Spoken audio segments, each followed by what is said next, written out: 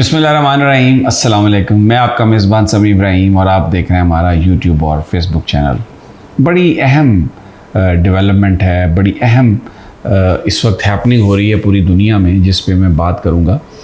मुसलमानों को निशाना बनाया गया है, मुसलमानों को निशाना बनाया जा रहा है, हमारे जज्बात को मजरूह करने की कोशिश की जा रही है, इंटाइस किया जा रहा है, क्योंकि एक लॉबी पहले दिन से ये मुसलमानों के बारे में तासुर बनाने की कोशिश कर रही है कि शायद जो मुसलमान हैं वो दहशतगर्द हैं। और उसके लिए वो क्या करते हैं, ऐसी हरकत करते हैं कि जिससे मुसलमान जब अपने जज्बात का इजहार करते हैं तो फिर कहा जाता है कि देखें ये तो दहशतगर्द है। मिसाल के तौर पे नबी पाक सल्लल्लाहु अलैहि वसल्लम की जो ज़ात है वो हर मुसलमान के दिल के बहुत नज़दीक है। उनके बारे में कार्टून छापना, उनके बारे में एक नाजेबा गुफ्तगू तौबा नाउज़ुबिल्लाह करना, तो ज़ाहिर है मुसलमान उस पर रिएक्ट करेगा, तो फिर लेबल लगा दिया जाता है कि आप दहशतगर्द हैं। और यही चीज़ हमारी जो मुक़द्दस किताब है, इल्हामी किताब है कुरान पाक, उसको भी बार बार जलाने के वाक़यात होते हैं फ्रीडम ऑफ एक्सप्रेशन के नाम पर, ताकि मुसलमान रिएक्ट करें। ये बड़ी प्लान मूव होती है। ये जो जलाने वाले हैं कुरान पाक को, या खुदा न खास्ता ये जो तौबा नाउज़ुबिल्लाह जो नबी पाक सल्लल्लाहु अलैहि वसल्लम की शान में, उनकी हुर्मत में जो गुस्ताखियाँ करते हैं, ये बड़ी एक प्लान्ड एफर्ट होती है ताकि मुसलमानों का चेहरा सामने आए, यानी एक झूठा चेहरा उनका बना के ये बताया जाए कि ये तो बड़े दहशतगर्द हैं। ये नहीं कहते कि हमने पहले छेड़ा था, ये नहीं कहते कि इस चीज़ का आगाज़ हमने किया था और इसकी बुनियादी वजह ये थी।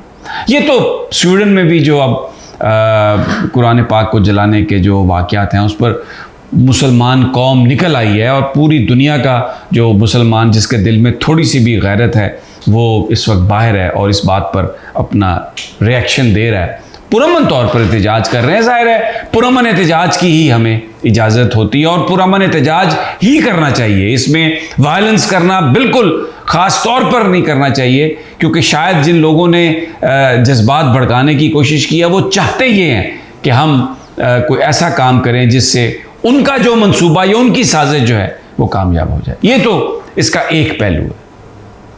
लेकिन मैं, क्योंकि हम इस पर बात कर रहे हैं, अपने मज़हब पर बात कर रहे हैं, अपनी किताब के हवाले से बात कर रहे हैं, उस किताब की हम रिस्पेक्ट इसलिए करते हैं कि वो हमारा अकीदा है।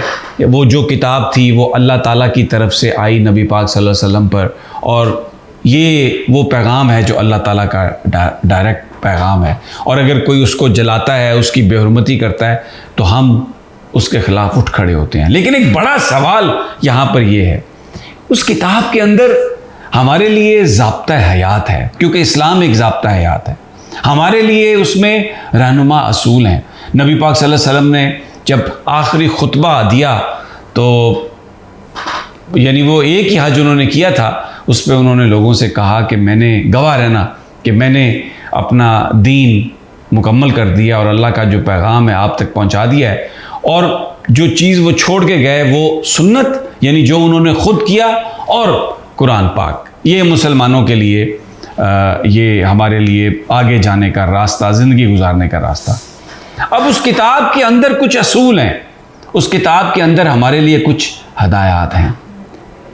अगर हम उस किताब को जलाने पर इतना रिएक्ट कर रहे हैं, और करना भी चाहिए, तो कभी हमने ये सोचा कि उसके अंदर जो लिखा है, अपने गिरेबानों में हमने कभी झांक के देखा कि क्या उस पर भी हम अमल कर रहे हैं? उसके अंदर तो ये लिखा हुआ है कि आपके पड़ोस में अगर कोई भूखा है तो आप पर आपको उसको खाना दिए बगैर आपको सोना नहीं चाहिए, आपको नींद नहीं आनी चाहिए। कोई बीमार है, कोई गरीब है, कोई माजूर है, उसकी मदद करना बड़ा फ़र्ज़ है आप पर। वहाँ पर उसमें हमारी माँ बहनों के हकूक़ हैं, इंसानों के हकूक़ हैं। रियासत ने कैसे चलना है ये उस किताब में है। तो क्या आज जो रियासतें चल रही हैं, जो हुकूमतें चल रही हैं, वो उन असूलों की बुनियाद पर चल रही हैं?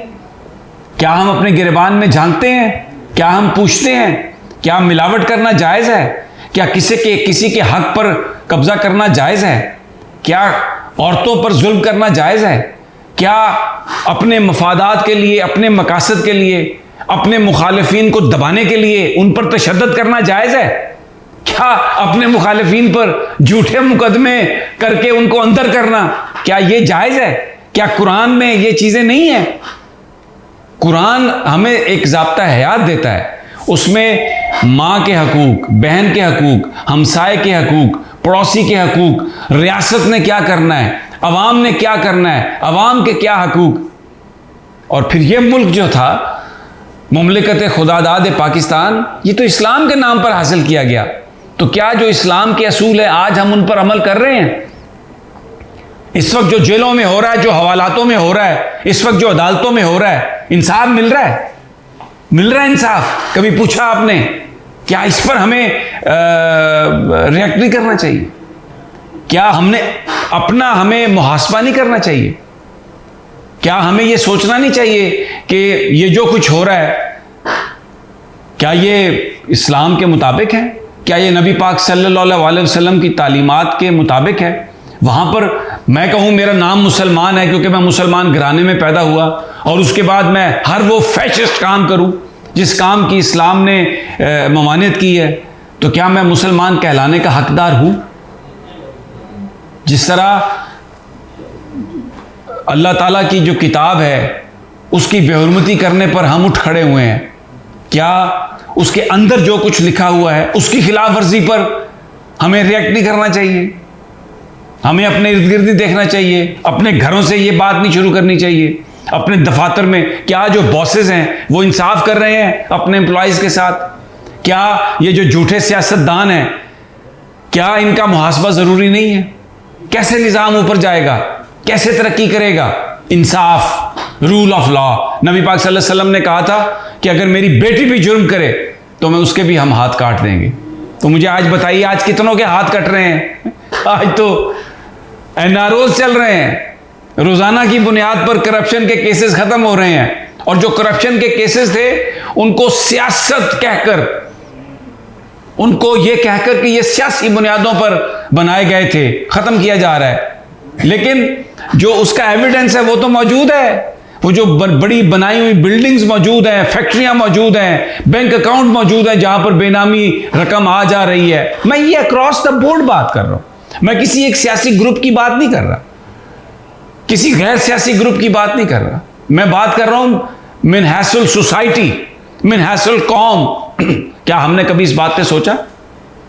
सोचिए, हमने अल्लाह को जवाब देना है, हर चीज का जवाब देना है। बिल्कुल, बहुत अच्छा हुआ रिएक्शन हमने किया। मुसलमानों को उठना चाहिए, किसी को हिम्मत नहीं होनी चाहिए कि खुदा ना खास्ता वो हमारी जो मुकद्दस किताब है, इल्हामी किताब है, अल्लाह की किताब है, जो हमारा अकीदा है, उसको इस तरह उसकी बेहुरमती करे। लेकिन दुनिया मजाक हमारा इसलिए उड़ाती है कि हम किताब की हिफाजत के लिए तो निकल आए हैं, उसके अंदर जो लिखा हुआ है उसकी हम वायलेशन करते हैं, उसको हम जस्टिफाई करते हैं। इसीलिए दुनिया में आज हम ख्वार हैं। अगर हमें माजी की उस शान और शौकत को दोबारा हासिल करना है तो अपना मुहासबा करना पड़ेगा, सोचना पड़ेगा, ईमानदार लोगों को हक के हुक्मरानी देना पड़ेगा। इजाज़त दीजिए, अगली वीडियो तक इंशाल्लाह जल्द मुलाकात होगी। अल्लाह ने के बाद।